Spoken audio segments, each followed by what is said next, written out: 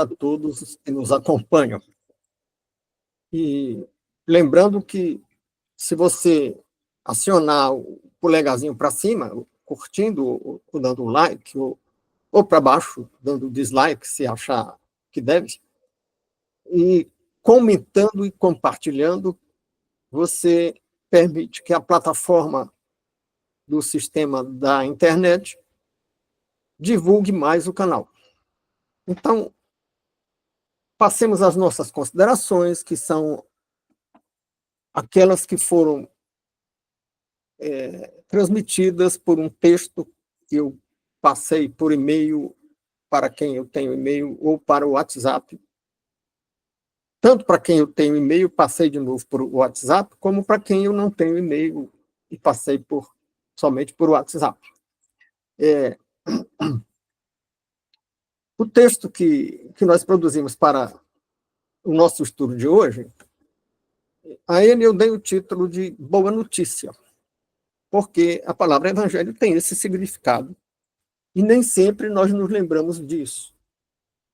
Muitas vezes há uma tendência legalista por parte de algumas pessoas, que é uma tendência herdada, de certo modo, do judaísmo e de outras influências pagãs que se infiltraram no cristianismo histórico, chamando de cristianismo histórico aquelas práticas cristãs ou pretensamente cristãs que se envolveram com outros cultos, com outras crenças, ou por interesse político, como aconteceu no Império Romano, para apaziguar conflitos, para tentar conter a decadência do Império Romano, conciliando cristãos e pagãos, ou por algum outro motivo, mas essa tendência para o sincretismo, que é como se chama uma mistura entre coisas diferentes no campo teológico, mais tarde, muito depois do Império Romano, seria adotada também por algumas correntes, algumas instituições, como uma maneira de se indiferenciar do paganismo daqueles povos que pretendiam evangelizar e converter. Então, adotavam-se coisas parecidas para atraí-los, o que terminou não dando certo. Né? Então, nós começamos lembrando isso, né? Que o nome da chegada do Messias é Evangelho, porque era uma boa notícia. E qual era a boa notícia? A boa notícia era a chegada do Messias. O Messias. E quem era a palavra Messias, em hebraico, é a mesma palavra que em grego é Cristo, que significa enviado. Não é um nome, não é um nome próprio, como é Jesus, como é João, como é Pedro. É um título, é o enviado. Né? Porque havia a promessa de que seria enviado quem? Seria enviado um Salvador. Né? E a boa notícia é porque a chegada do Messias era a chegada do Salvador. Né? E o cumprimento dessa promessa era, sem dúvida alguma, uma grande notícia, que era esperada entre aquele grupo de pessoas que conheciam as Escrituras, e eram judeus que conheciam as Escrituras, e esperavam ansiosamente por isso. E por conhecer as Escrituras, eles sabiam que estava chegando a hora do Messias ser enviado. Né? Porque lá no livro de Daniel e de outros livros, como o próprio livro de Isaías e de Ezequiel, mas principalmente Daniel, tem uma série de dicas sobre quando viria o Messias. Tem uma dica que seria motivo de um estudo específico, eu vou apenas mencionar aqui, porque precisaria de um estudo de um domingo para isso, que é um prazo de 70 semanas de anos, ou seja, 70 vezes 7 anos. Isso daria uns 490 anos, eu digo uns, ao invés de dizer exatamente 490 anos, porque a contagem tem variação de calendário. Então, isso dá mais ou menos 490 anos, porque tem umas pequenas diferenças de um calendário para outro. E é claro que aqueles povos tinham um calendário diferente. Os judeus tinham um calendário, os egípcios tinham outros povos tinham outros calendários. Então, contando essas 70 semanas de anos, desde o retorno do exílio, que o Império Persa permitiu o retorno dos exilados judeus à Terra Prometida, esses 490 anos estavam se vencendo ali naquele tempo. Tá? E o Messias deveria chegar a qualquer momento. Então, isso era esperado. E é uma promessa aguardada, porque ela vinha desde o Gênesis. Está lá em Gênesis 28, 14, eu transcrevi aí no texto, quem estiver acompanhando pode ler, está escrito: e a tua semente será como o pó da terra. Isso era uma promessa feita a Abraão, que se cumpriu, né? Porque os judeus se espalharam pelo mundo e se tornaram muito numerosos. Será como o pó a tua semente será como o pó da terra, e estender-se-á ao ocidente e ao oriente, e ao norte e ao sul. Essa promessa também se cumpriu, porque a diáspora espalhou o judeu em toda parte do mundo, ao norte, ao sul, a leste e a oeste de Israel. E em ti e na tua semente serão benditas todas as famílias da terra. Famílias aí, algumas traduções substituem família por nações, ou substituem família por povos. Ou um antropólogo diria, família aí seria etnia, porque o conceito de nação não era bem definido e nem muito distinto do conceito de família, que também não era muito fácil de distinguir do conceito de tribo. Então, os povos eram muito organizados em tribos. Ainda não havia a ideia de Estado-nação. Existiam tribos, existiam nações, mas não como Estado. E existiam impérios. E debaixo do poder, vamos dizer assim, da coroa dos impérios, viviam diversas nações, diversos povos, cada um com sua língua, cada um com suas crenças. Né? Mas todos eles seriam benditos na pessoa do Messias que viria na semente de Abraão. Isso também afasta a ideia de que o Deus de Israel, no Antigo Testamento, era um Deus tribal, só dos judeus. Não era. Porque a primeira coisa está lá em Gênesis, é que da semente de Abraão seriam benditas todas as nações da terra. Então, essa promessa se cumprindo é uma boa notícia. Mas aí a pergunta lógica que vem é, vem um Salvador. Para nos salvar de quê? Quem conhece o Evangelho, quem conhece as Escrituras, já sabe do quê. Mas nem sempre nós dialogamos com quem conhece, e até quem conhece muitas vezes não tem muita clareza disso, ou não se lembra exatamente do que seria essa salvação. Né? E essa salvação é para nos salvar de nós mesmos, porque a Bíblia fala da luta do espírito contra a carne, que é uma luta nossa, íntima, e nós precisamos do amparo de Deus para enfrentar essa luta do espírito contra a carne. Mas também é para nos salvar da influência do que na linguagem bíblica se chama mundo. E o que é a influência do mundo na linguagem bíblica? A influência do mundo na linguagem bíblica é a influência da cultura que nos envolve, da cultura em que ou na qual estamos mergulhados, na cultura do nosso tempo, da sociedade onde nós vivemos. Isso é muito importante, embora isso tenha uma certa margem de tolerância. O próprio Cristo, falando sobre divórcio, disse que quando argumentaram com ele que Moisés tinha permitido o divórcio em razão do adultério, e ele disse, isso por causa da dureza dos vossos corações. E o que era essa dureza dos corações? Eram os costumes, as tradições, a cultura. Então, Moisés permitiu certas coisas por causa da influência cultural. Mas qual é o limite? O limite é que essa permissão, essa tolerância com a influência cultural se dá nas relações horizontais, nas relações entre criaturas, não nas relações verticais com o Criador. Nós vemos isso de novo no Novo Testamento, quando os apóstolos toleram que os judeus convertidos não comam carne de porco, não comam crustáceos e até pratiquem a circuncisão, porque era da cultura, era um costume. Mas quando os gentios convertidos, que não eram judeus, foram instados pelos judeus convertidos a adotar essas práticas, Paulo deu o contra.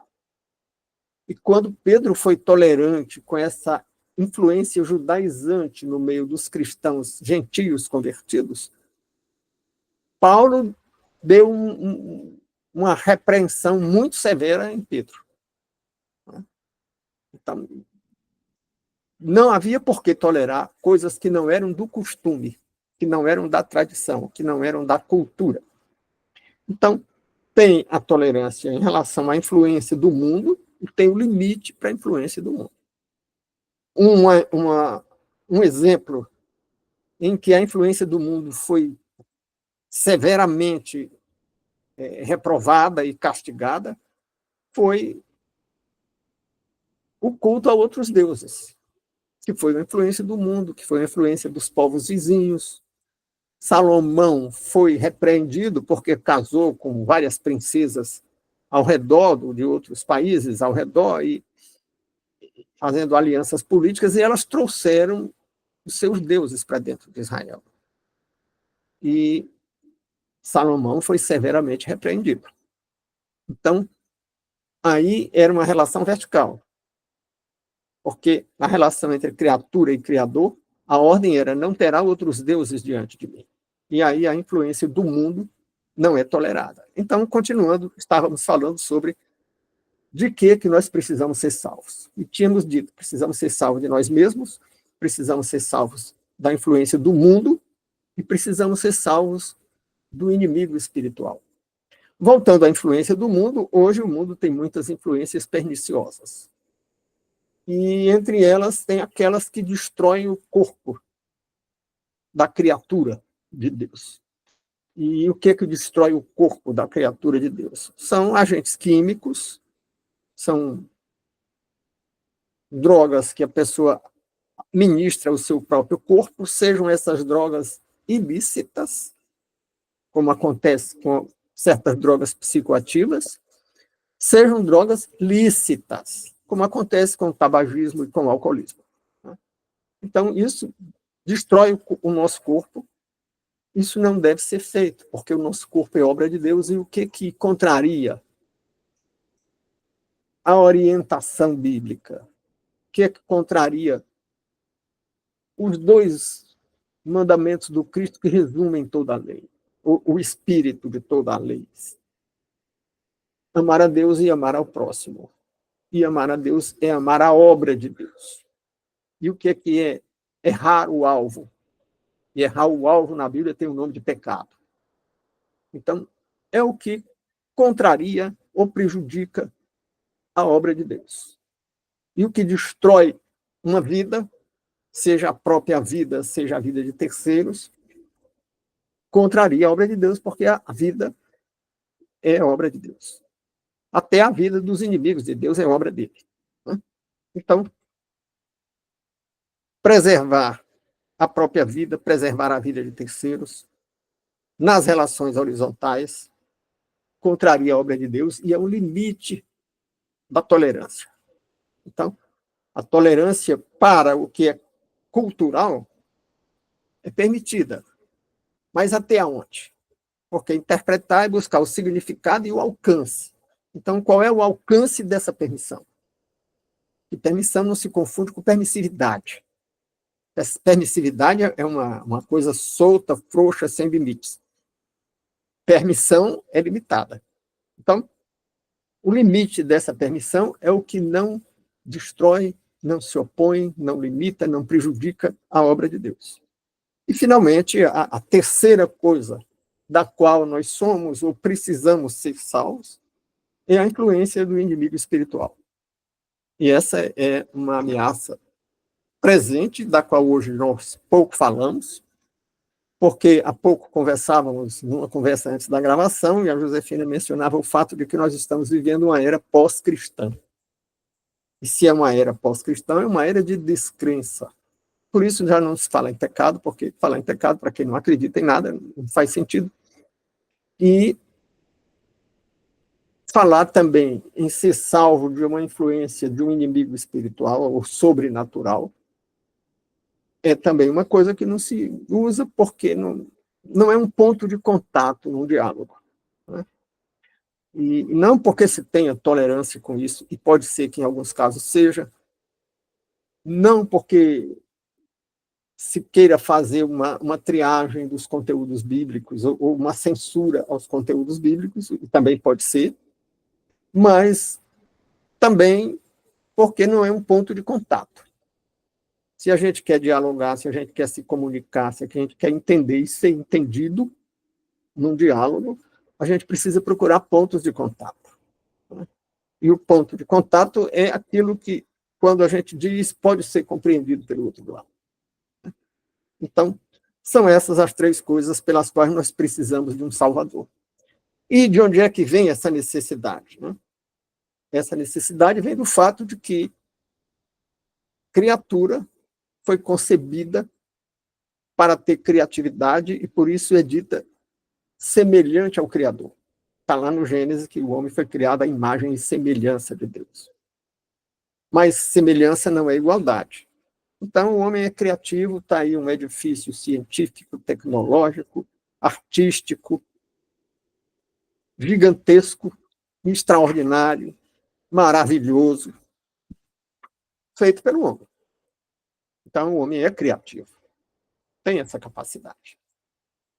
Tem capacidade para solucionar problemas práticos.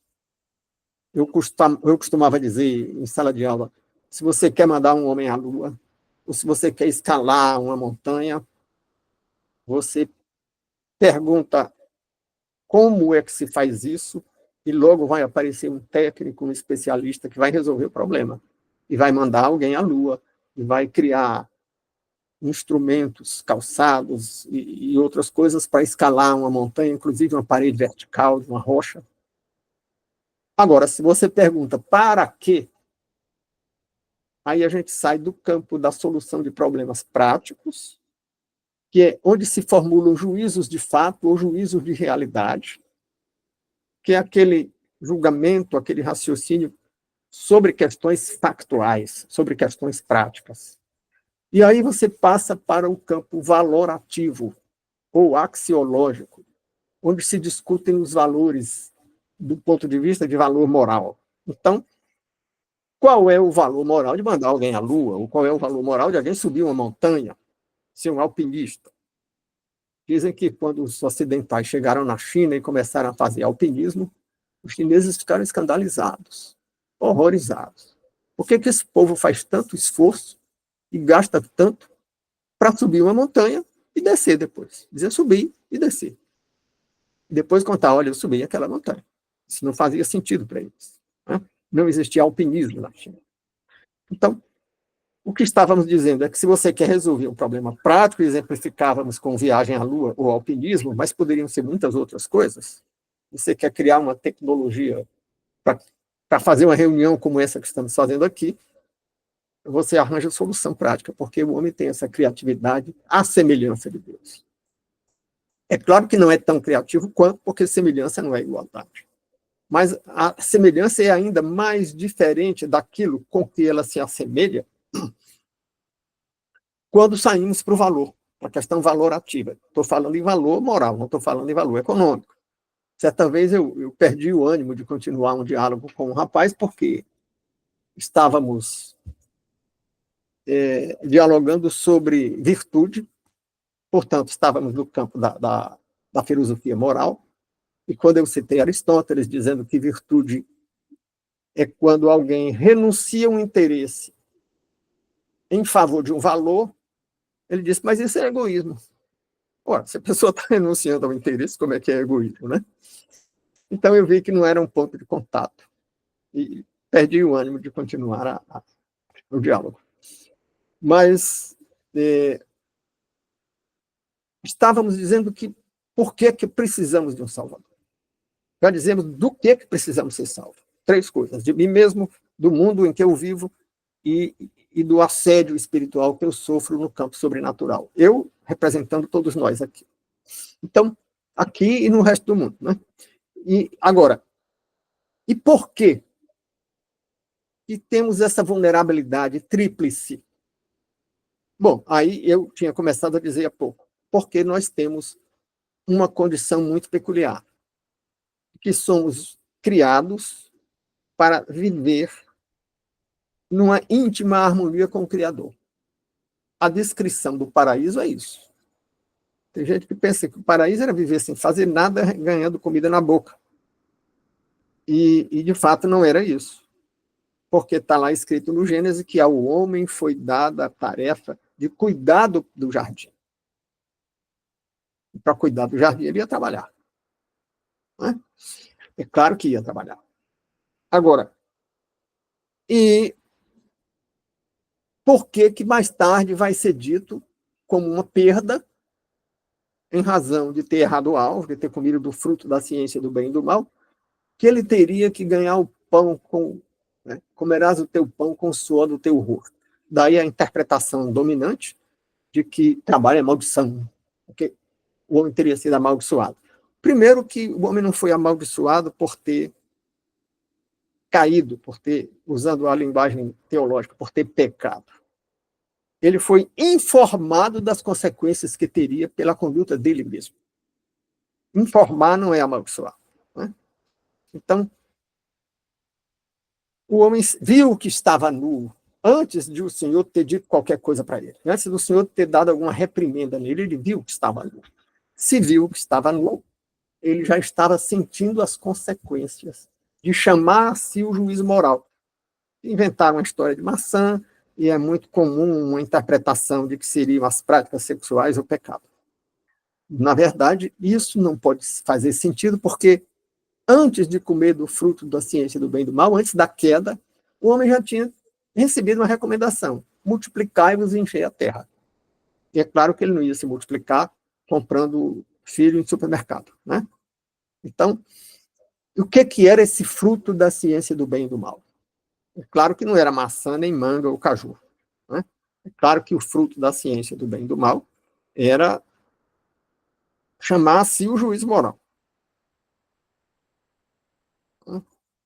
E, e por que que o homem, por que que isso era um erro, e um erro terrível? Porque na diferença entre o semelhante e o original está a incapacidade da criatura para o juízo moral, para o juízo de valor. E quando o homem come do fruto da ciência do bem e do mal, não é da ciência da solução de problemas práticos. Isso ele já tinha antes, e isso não o perdeu. E ele ia viver no paraíso se valendo dessa capacidade de resolver problema prático. E quando é que ele se perde? Quando ele chama a si formular juízo de valor. Porque aí está a diferença. Bom, e por que isso ofende o Criador? Porque a relação íntima da criatura com o Criador significava estar sempre sendo orientado por ele nas questões valorativas. Está sempre perguntando, e agora? E isso aqui? Ou esperando ser orientado. E por que isso ofende? Romper com isso, comer do fruto do conhecimento do bem e do mal. Aí eu, já dialogando com minha neta, quando ela tinha acho que uns 5 anos, agora está com 8, ela indagando por que tinha sofrimento no mundo, alguém buzinou isso no ouvido dela, né? Como é que Deus é bom e é poderoso, e aquelas 3 coisas que as pessoas gostam de usar. Deus é bom, é poderoso e é onipotente, e como é que sendo onipotente e bom tem maldade no mundo, né? E aí eu disse para ela, olha, minha filha, você mora com seus pais que cuidam de você. Mas se você resolver ser independente e disser, não quero mais ser guiada por vocês, referindo-se aos seus pais, e disser, na minha vida mando eu, não usei as palavras que ela teria dificuldade de entender, mas o que dizer, se você comer do fruto da ciência do bem e do mal e disser, quem vai dizer o que é certo para mim sou eu, você estará rompendo com seus pais. Você estará repudiando a benevolência dos seus pais que estão cuidando de você. E isso é uma ofensa. Então a criatura fez isso e ofendeu o Criador. E aí o Criador avisou, olha, como seus pais avisariam, se você sair de casa para se cuidar, para cuidar de você mesma, você vai se dar muito mal. Não estariam amaldiçoando. Estariam informando. Estariam advertindo, veja o que vai acontecer. E, entre outras palavras, nós lemos já no Gênesis, por tua causa a terra se tornará maldita. Não é porque eu vou amaldiçoar a terra. Né? Porque você não vai saber mexer na terra. Não vai saber fazer as escolhas morais. Bem, então, por isso o homem precisa de um salvador. Para quê? Porque se esse é o caminho do erro e das consequências graves do erro, como é que você conserta isso? Eu costumo dizer, vomitando o fruto da ciência do bem e do mal, renunciando ao juízo moral, voltando a seguir o Criador nas questões de valor moral. E como é que você faz isso? Isso é uma reconciliação. A filha que saiu de casa, rompeu com os pais, sentiu dificuldade, e aí volta e diz, olha, pai, me receba de novo em casa, porque eu não estou dando conta do recado, não. Então, isso é uma reconciliação. Mas como seria possível essa reconciliação? Primeiro, nós teríamos capacidade para isso, para fazer esse juízo de valor. Olha, eu preciso me reconciliar com o meu Criador. Se o homem não tem a capacidade de formular juízo de valor, já seria muito difícil fazer isso. Né? Segundo, porque a parte ofendida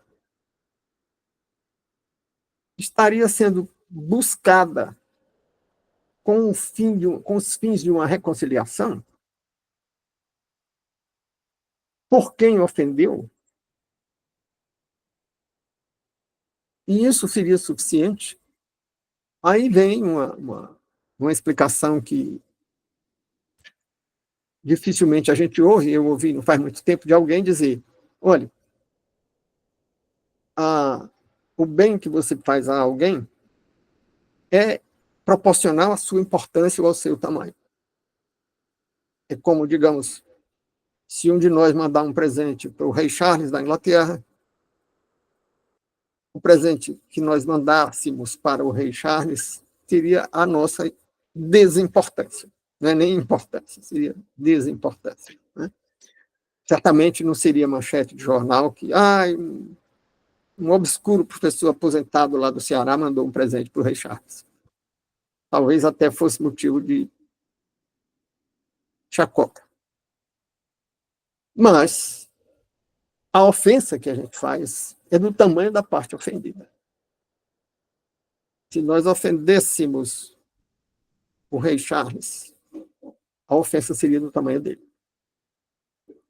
Para haver uma reconciliação, seria preciso alguém do tamanho dele. Porque ele não ia nem receber uma carta minha, muito menos receber uma visita minha para tratar de uma reconciliação. Então, por que nós precisamos de um Salvador especial? Porque a ofensa, sendo do tamanho da parte ofendida, e a parte ofendida é o Criador, a ofensa é de um tamanho infinito, que é o tamanho do Criador. E essa reconciliação exigiria um mediador de tamanho infinito. E só quem tem o tamanho infinito é o próprio Criador. Então, ele se fez homem na forma do Messias, ele enviou o próprio Filho, que é essencialmente ele mesmo, tem a essência dele. Enviou a terra para nos reconciliar com ele. Bom, então, vimos que precisamos de salvação. Do que é que precisamos ser salvos? São três coisas: de nós mesmos, do mundo e do inimigo espiritual.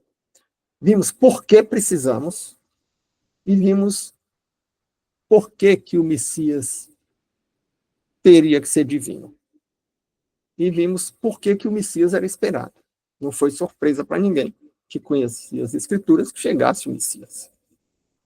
Eles esperavam, eles aguardavam, e os sinais feitos por Jesus foram para convencê-lo de que ele era o Messias, porque existiam os sinais messiânicos, que eram curar surdo, curar cego de nascença e surdo de nascença, curar coxo e curar lepra. Até hoje não tem cura para surdo de nascença. Até hoje não tem cura para cego de nascença. Então, isso seriam claramente milagres. E curar coxo. Hoje você pode botar uma prótese em alguém que tem uma perna deficiente de nascença. Ou mesmo uma deficiência adquirida, como no tempo que havia pólio por aqui, algumas pessoas adquiriam uma deficiência. Mas aquela perna deficiente não tem cura. Pode ter uma solução protética, mas não cura. Então, e isso foi feito. Né? E, finalmente, cura de lepra, que, claro, hoje as pessoas dizem, não, mas lepra era uma grande quantidade de doença de pele, e muitas doenças de pele poderiam ser curadas e tal. Né? Mas doença de pele não é fácil de curar, não. Mesmo que não seja especificamente o Hansen, o mal de Hansen. Né? Até mesmo uma psoríase não é fácil de curar. Um controle que não, nem sempre é bem sucedido, e que o controle é uma coisa que não é de há muito tempo. Né? Controle um pouco mais eficaz é uma coisa relativamente recente. Né? E outras formas de doença de pele. Mas tudo isso foi feito. Né? Então, vimos por quê e do que precisamos ser salvos e por quem. Né? E então vimos que o Messias veio para oferecer essa salvação e precisamos ver em que consiste essa salvação. E ele veio se colocar no nosso lugar, de alguém que rompeu com o Criador e se afastou dele, sem que ele tivesse feito isso, para que ele morresse no nosso lugar. Os teólogos chamam isso morte vicária, que tem o significado de morte substituta. Então, nós estávamos mortos, porque essa morte que a Bíblia fala é morte espiritual. Né? E estávamos mortos. E ele vem e, sem ter provocado a morte, morre em nosso lugar. Tanto tem uma ruptura espiritual com Deus, com o Pai, porque para que todo mundo saiba disso, que ele estava vivendo uma morte substituta, ele diz na cruz: Pai, por que me abandonaste? Na verdade, ele estava dizendo assim: ei, vocês aí, fiquem sabendo que eu estou morrendo no lugar de vocês, estou tendo a morte espiritual, que é o abandono. Então,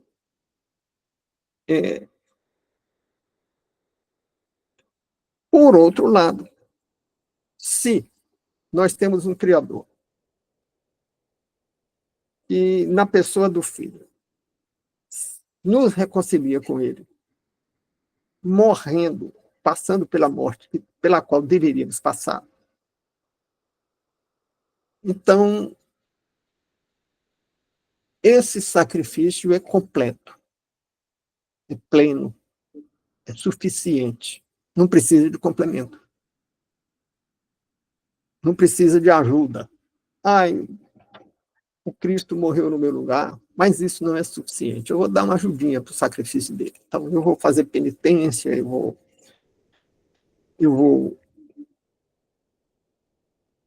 fazer alguma coisa, fazer obras meritórias para completar o sacrifício dele. Isso ofende o Salvador, porque isso menospreza o sacrifício dele. Isso é um cápsio de minutos. Quer dizer, isso rebaixa o valor do sacrifício dele. E isso é uma vaidade ou uma presunção de quem acha que é importante o suficiente para que, com um pequeno sacrifício que faça, porque você não vai se matar para fazer esse sacrifício, você vai fazer um pequeno sacrifício. Ah, vai andar de joelho até ferir o joelho, vai fazer um jejum e passar uns dias de fome, vai. E, no final de contas, comparado ao sacrifício de Cristo, seja pelo tamanho do sofrimento que ele passou, seja pela a diferença de importância entre a pessoa que está se sacrificando e a pessoa dele, esse sacrifício complementar não tem valor nenhum. É infinitamente pequeno.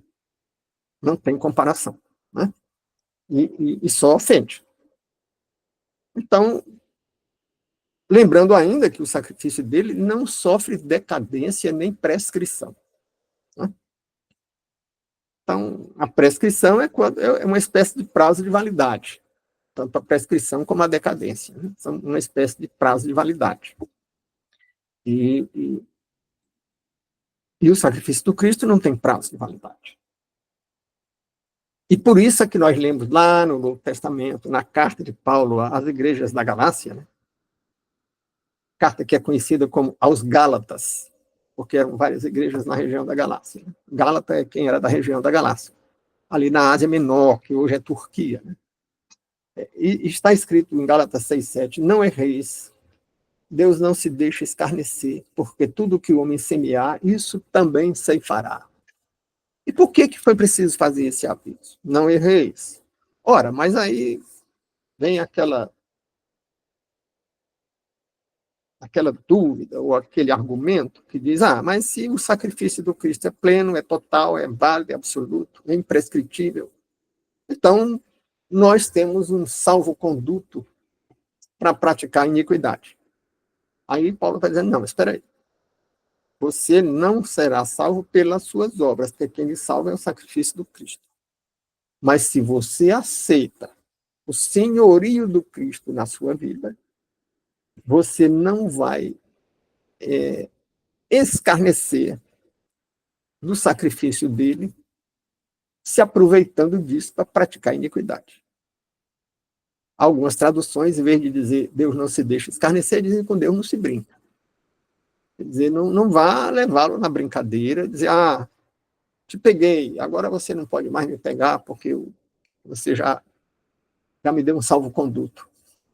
Também não é assim, né? Porque Deus ama a criatura que ele fez e oferece uma solução gratuita, mas não aceita má fé. Não aceita ser escarnecido. Né? Então, de novo, eu volto a precisar ter obras e cumprir a lei. Também não. Porque quando ele diz não erreis, ele está dizendo não se deixa escarnecer, ele está dizendo não haja de má fé. Não erre propositadamente. Não tenha gosto. Não erre usando o argumento da salvação dada de graça pelo Messias.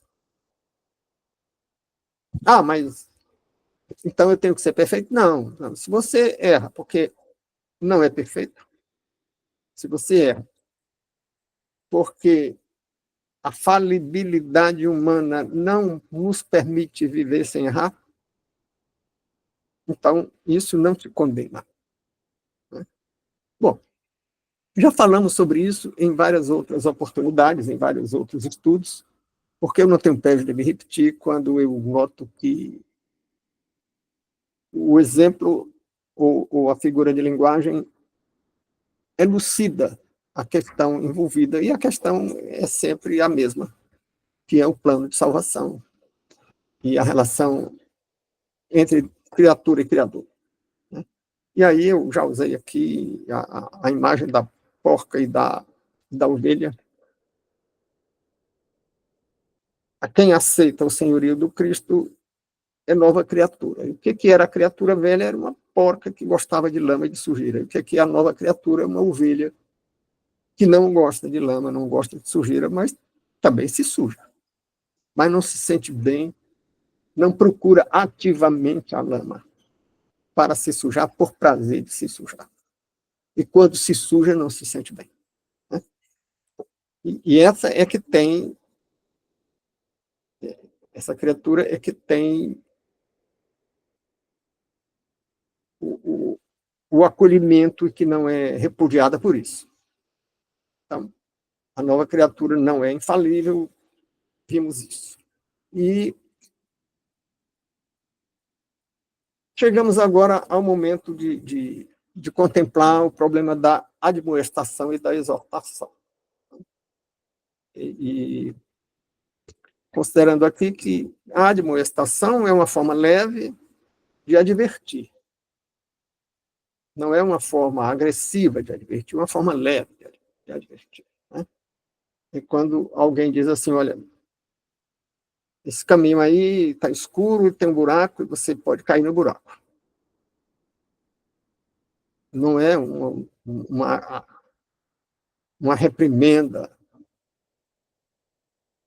acusando quem vai numa rua escura e não sabe que tem um buraco. Né?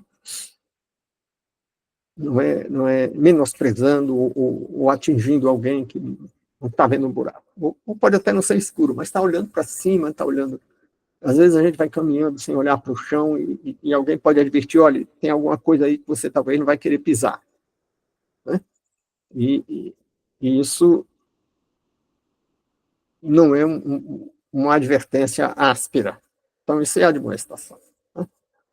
Outra coisa é uma exortação. A admoestação é benévola e é uma advertência apenas. Né? Já a exortação é mesmo uma crítica. Né? Na exortação, você diz, olha, você está errado. Você está errado, o caminho não é esse, o caminho é outro. E você aponta o outro caminho. Né? Então, na admoestação, não se cogita da sanção no sentido de castigo. E isso se coaduna muito com a mensagem do Evangelho, que não é de justiça retributiva. Eu tenho também repetido muito isso aqui. A justiça retributiva é você faz alguma coisa e recebe uma recompensa. Se for uma boa coisa, você recebe um prêmio. Se for uma coisa errada, você recebe um castigo. Não é bem assim. No plano de salvação. Ah, mas na Bíblia tem castigo, tem gente que morreu por causa de um erro e a terra tragou aqueles que praticaram erros, ou teve que peregrinar 40 anos no deserto porque praticaram um erro de desobediência e tal. Tem a justiça retributiva. Né? Mas a justiça retributiva é para quem não está debaixo da proteção da morte substituta do Messias.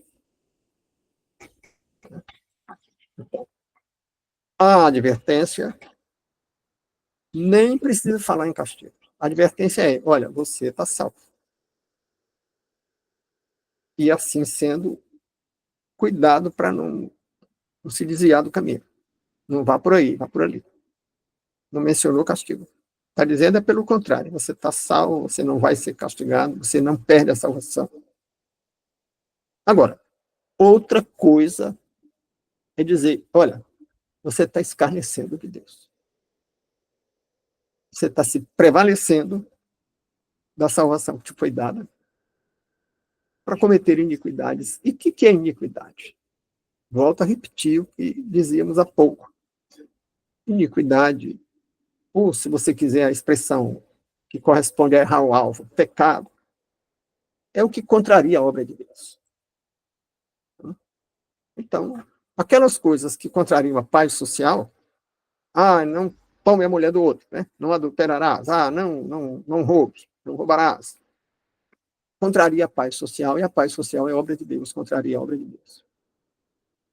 E aquelas coisas, não matarás, a vida é obra de Deus, então matar contraria a obra de Deus. Né? E não terás outros deuses. Opa! Qual é o aspecto da obra de Deus que está sendo contrariado aí quando o mandamento diz não terás outros deuses diante de mim? Porque a relação entre Deus e os homens, como uma relação exclusiva no campo sobrenatural, é contrariada, porque a obra de Deus é essa relação exclusiva. Né? E aí tem uma incompreensão muito grande, inclusive nos meios teológicos. Algumas pessoas passam longe de entender aquela afirmação de que nós fomos criados para adorar a Deus. Aí alguém diz assim, mas o Deus é tão vaidoso que cria uma pessoa só para adorá-lo. Não é nada disso. Né? Quando Deus nos encaminha para adorá-lo, ele está sendo piedoso conosco. Ele está nos oferecendo uma bênção. Porque nós somos criados para ter uma relação íntima com ele. E adorar é buscar uma relação íntima. E desfrutar dessa relação íntima é uma enorme proteção. É um verdadeiro paraíso. Quando Paulo vai dizer, sei viver na abundância e sei passar necessidade, posso, essas duas coisas, muito bem, posso passar necessidade e posso viver na abundância, e fala numa paz que excede todo o entendimento. Fala de Paulo aguardando ser decapitado, vivendo profunda paz que causava admiração nos guardas pretorianos que cuidavam da prisão dele. Está falando do paraíso. Então, essa relação de adoração, e há momentos na relação da criatura com o Criador que há uma verdadeira sensação de prazer. Quando a pessoa está orando, que sente a presença de Deus. Sente um prazer indescritível, profundo. Então, vamos adorar a Deus em nosso benefício. Deus não precisa da nossa adoração. Nós precisamos adorar. Né? Então, a queda foi perder esse benefício. Foi cuidar de si mesmo e perder esse benefício. Então, nós vemos que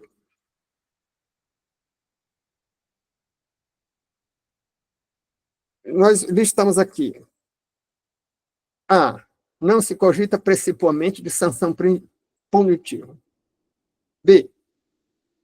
A avaliação do erro deve considerar a ocorrência reiterada da prática condenável, não sendo próprio do espírito cristão tratar quem erra pela primeira vez com severidade.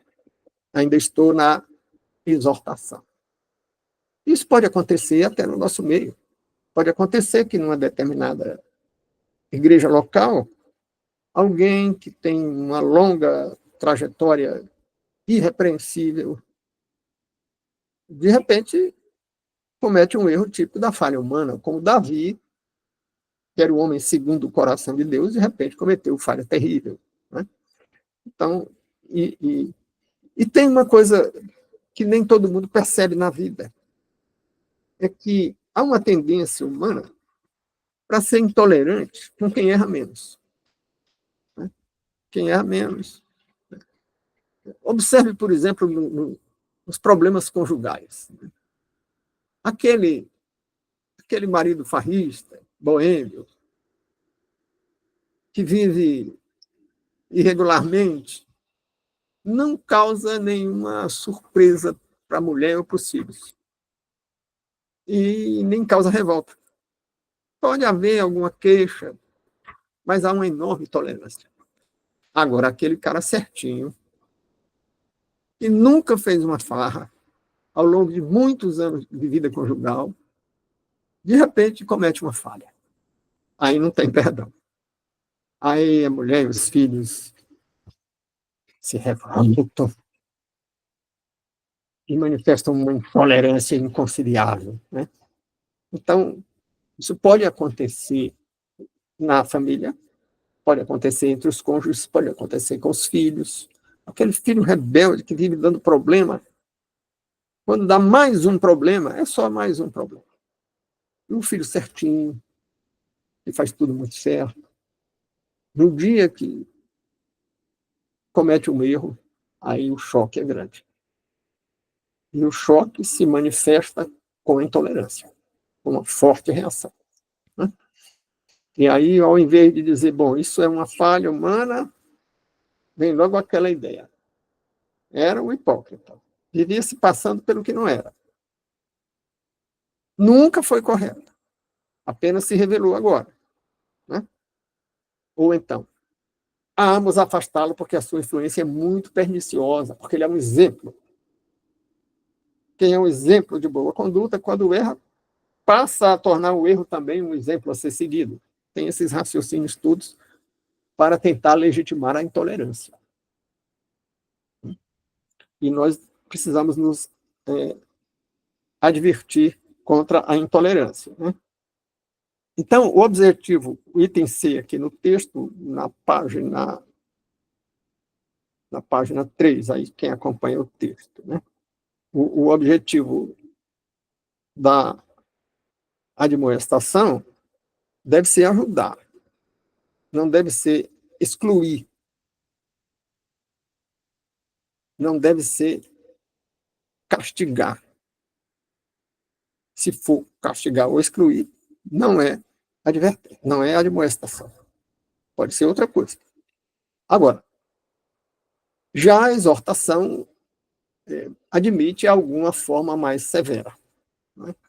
Mas, se a exortação continua sendo, ainda que com um tom mais duro, continua sendo o objetivo de ajudar, de dar uma sacudida para dizer, olha, volte para o caminho, também não deve ser uma atitude de exclusão, uma atitude de manifesta intolerância. Mas acho que já estamos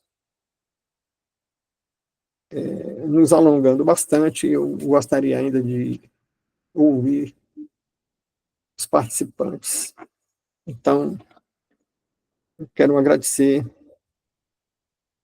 E, a partir daqui, o título O Escândalo da Graça, a partir daí nós voltaremos a tratar do texto no próximo domingo.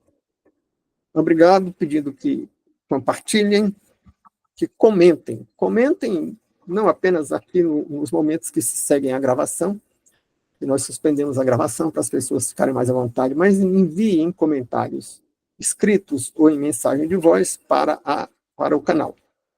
E pedindo que curtam com o like. Até o próximo domingo e até logo mais para os diálogos pós-gravação. Muito obrigado.